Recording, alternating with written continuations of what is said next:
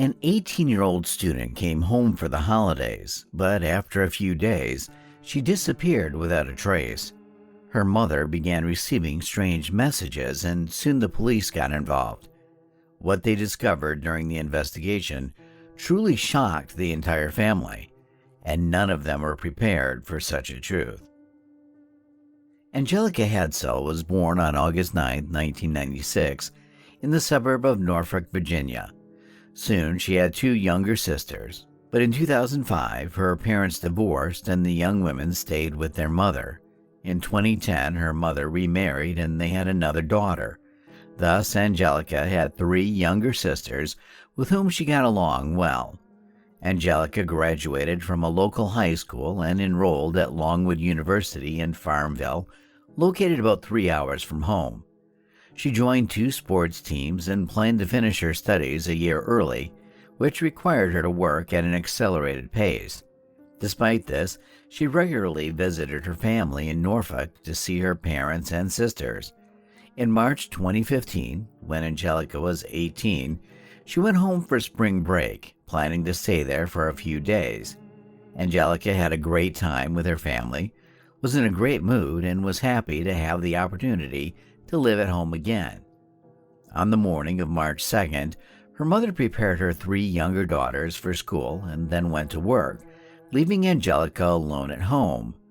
However, when her mother returned from work in the afternoon, Angelica was no longer there. Everything looked like she had left in a hurry. The back door was open, music was playing, and only some of her things were loaded into the washing machine. Her mother found this strange because she and her daughter constantly kept in touch, and Angelica was supposed to inform her if she was going somewhere. But that day, Angelica didn't answer her phone. Then her mother wrote to her and asked where she had gone. Angelica replied that she had gone for a walk with friends, but didn't specify where exactly and when she planned to return home. They exchanged several messages, and her mother noticed something strange again. According to her, the messages from her daughter were very different in style from what she was used to. Usually, Angelica wrote her detailed messages, telling her all the details, but this time she only received short and vague phrases. Despite this, her mother did not suspect anything bad, especially since her daughter was already 18 years old, and she thought that the young woman just wanted to spend time with her friends.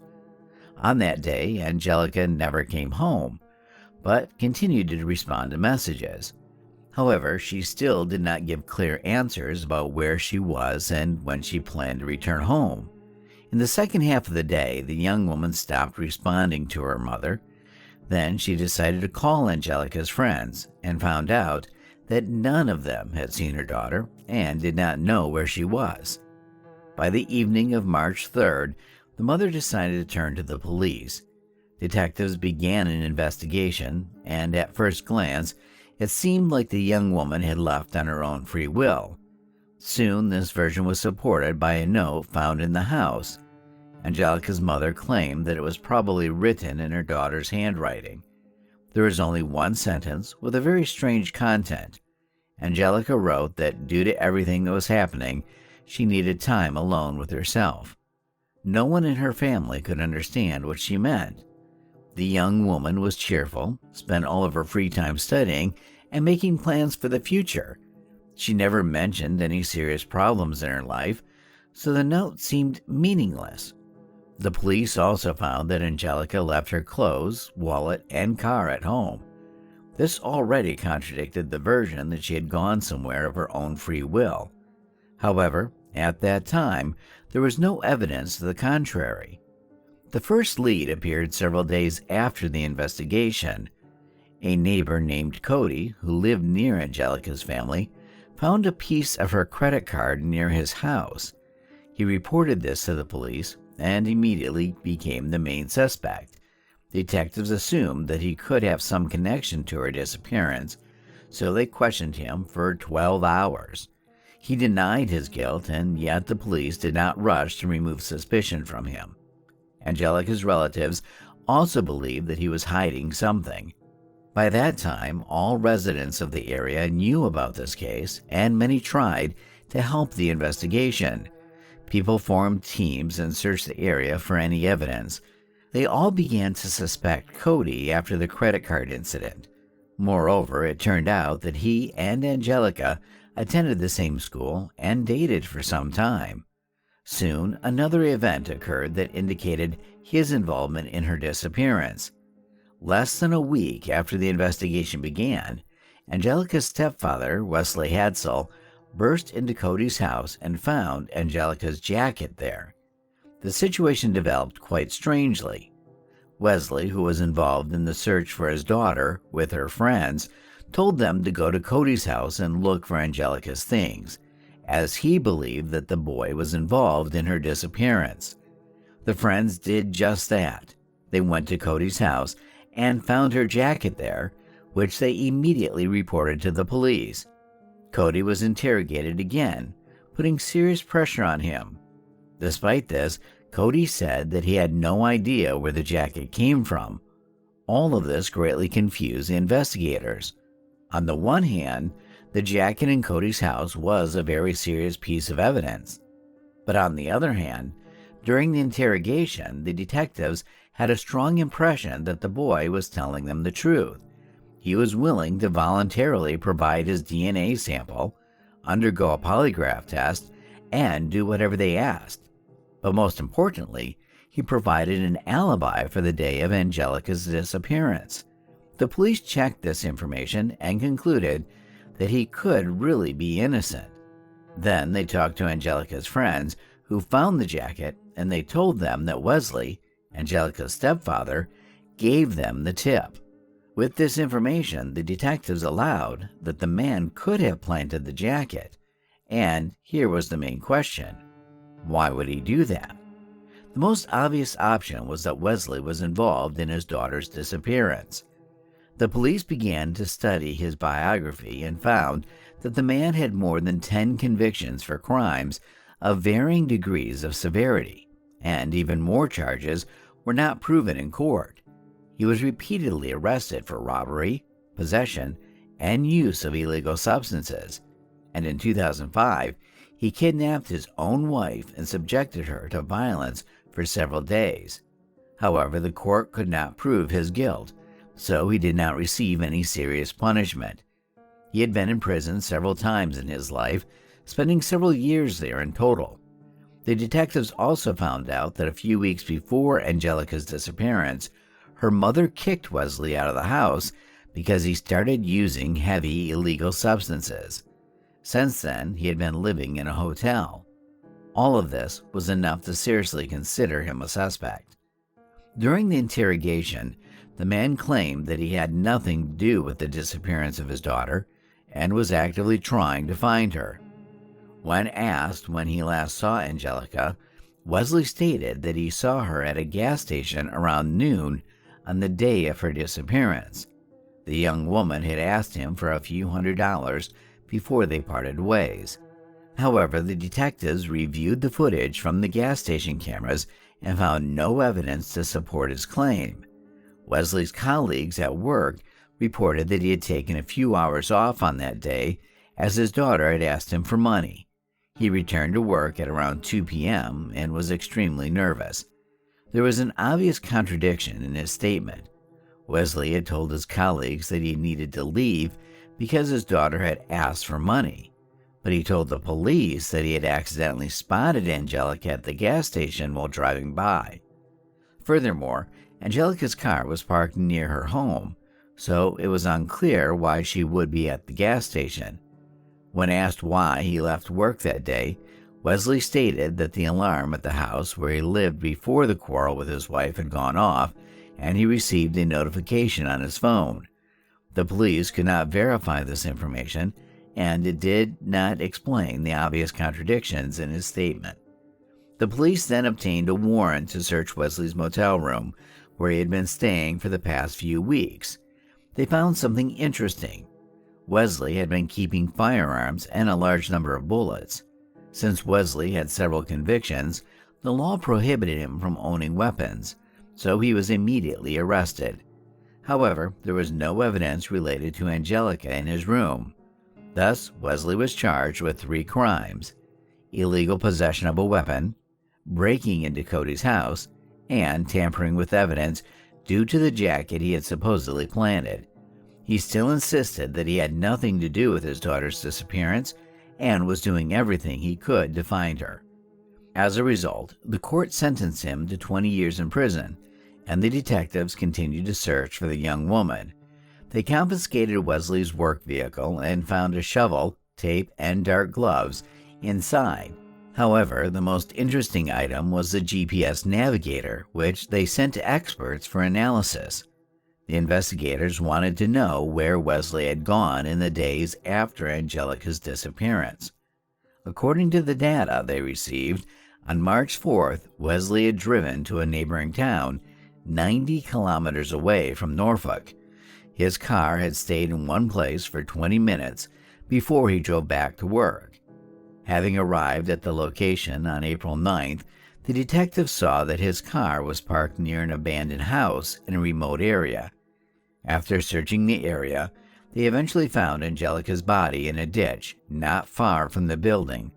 She was covered with a piece of plywood, but even without it, it would have been extremely difficult to find her by chance, as the area around the house was overgrown and inaccessible, so no one could have stumbled upon her. The body was sent for a medical examination, and an unexpected statement awaited all participants in the process. According to the results, a dose of prohibited substances was found in the young woman's blood, which was 3 times the lethal dose for an average person. Angelica's family was in shock. The young woman didn't even drink alcohol, was actively involved in sports, and devoted almost all her time to studying.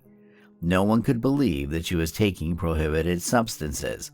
Medical experts decided to conduct additional tests by analyzing the hair.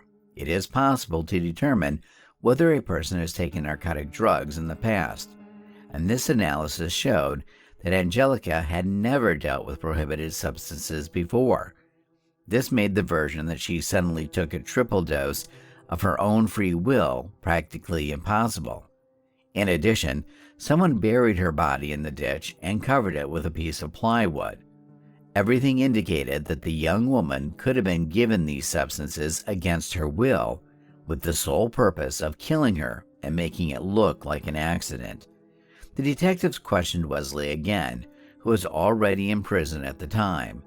The first question they asked him was what his work car was doing near the house where Angelica's body was found. The man's version was, to put it mildly, unconvincing. He said that he could have been set up and that he didn't go there himself. At the same time, he had previously said that no one except him had access to this car. Wesley even suggested that someone could have taken the navigator from his car, driven to that house, and returned the gadget back. Meanwhile, the police collected footage from various street cameras located along the way to this house, and they did indeed manage to find several recordings that showed that on that same day, Wesley was in the city where his daughter's body was found, driving his work car. Despite all this pointing to the man's involvement in the murder, the court needed more evidence. Therefore, the police continued to work on this case for several more years, trying to find irrefutable evidence. As a result, Wesley was charged with the murder of Angelica only at the end of 2018. The main court hearings began in January 2022. According to the prosecution's version of events, on March 2nd, Wesley arrived at the house where Angelica was located with the sole purpose of kidnapping her for the purpose of committing violent acts. He took her out of the house, carried out his plan, and gave her a triple dose of prohibited substances because he initially planned to make it look like an accident.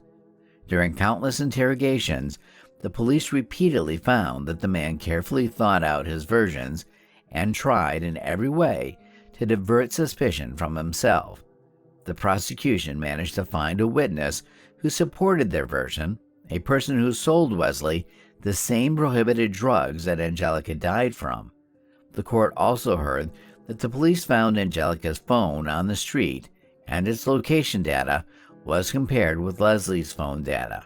Since the young woman's disappearance, her smartphone was next to Wesley's smartphone, even when messages were sent from her mother's account. This indicated that it was Wesley who took Angelica's phone and tried to convince her mother that everything was okay with the young woman. The defendant's lawyers insisted that their client was innocent. According to their version, the young woman was depressed and decided to end her own life, and Wesley had nothing to do with it. This version did not explain why his car was near the place where her body was found, or who buried her, covering her with a piece of plywood. All these arguments tried to explain either coincidences or attempts to frame Wesley. Interestingly, the man had said many times before that he did not believe in the overdose version and believed that Angelica was murdered, but for some reason, his opinion changed in court. It took the jury less than an hour to reach a verdict. Wesley was found guilty of murder and sentenced to life imprisonment. The man said he would appeal the verdict, and theoretically, he has a high enough chance of getting it overturned. As you may have already guessed, there is not a single material evidence against him. For example, no samples of his DNA were found on the victim's body, which would have been practically unquestionable evidence of guilt. The prosecution's main argument is the fact that Wesley's work car was actually located near the place where the young woman's body was later found. All other arguments are not serious evidence, although just this person's past alone makes any of his words questionable. Considering that 10 years before the incident, he also kidnapped his wife and subjected her to violence, the prosecution's version seems more than convincing. But due to the lack of more significant evidence, lawyers may well challenge this verdict and achieve a new hearing. What do you think? Is Wesley guilty of murder, or does he have nothing to do with what happened? Share your opinion in the comments, and don't forget to like this video to help promote it. Thanks for watching.